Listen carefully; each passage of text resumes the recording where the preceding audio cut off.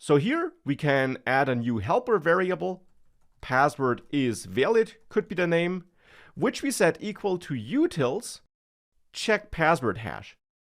And now we pass the plaintext password, which is set on this struct instance on which we're calling this method. So u.password as a first argument to check password hash, and then as a second argument that retrieved password here. And that will now be true or false depending on whether the password is valid, and therefore we can add a if check and check if password is valid, or to be precise, if not password is valid. So by adding such an exclamation mark here in front of a Boolean value, you check for the opposite and check if it's not valid. And in that case, I want to send back an error response, or since we're here in this method on this struct, simply return an error. With help of that errors package, where I can use the new function to generate a new error value. For example, credentials invalid. And we could also send back this kind of error here instead of the actual error that we got, so that we always reply with the same error message, and we therefore don't give away whether login failed because the email was invalid or the password, so that we don't allow users to guess which parts could be right.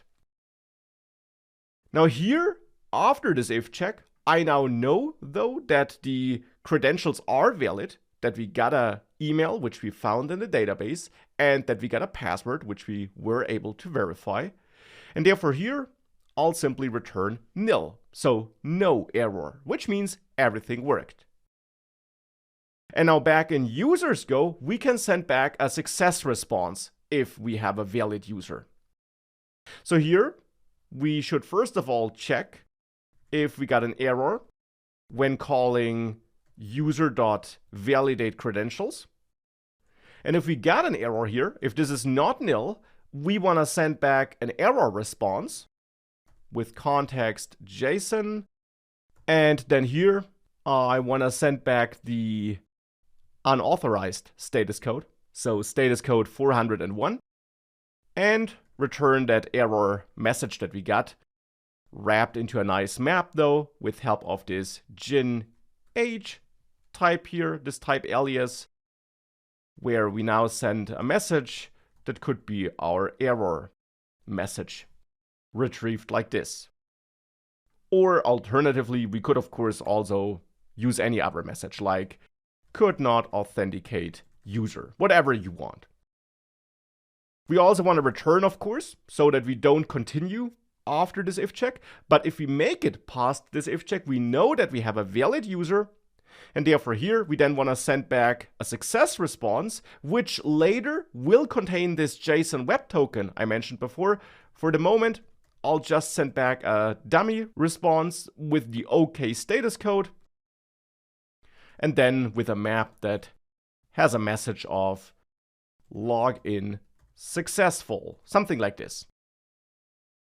And that's how we can now log users in. So let's therefore now give this a try. I'll run this application, and then I will create a new HTTP file here in the API test folder. Login HTTP could be the name. And here we want to send a post request to HTTP localhost 8080/login. And the content type will be application JSON.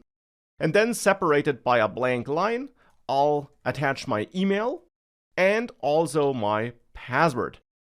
And now we can, as a first step, try some invalid combination, like test3@example.com and then something, which are not valid credentials I would have used before. So if I give this a try, I get back the error that the user could not be authenticated. Now I can use a valid email address. So this here is the email address I used before for creating a user. Here, that's the email address I used. But back then I used test as a password in my case, and now I'm using something. So that also should not work. If I send this, you see, I still get could not authenticate user. Now if I do use test as a password though, it should now work. If I send this, I indeed get login successful. So that seems to work as intended, and therefore now as a next step, we can take care of this JSON web token.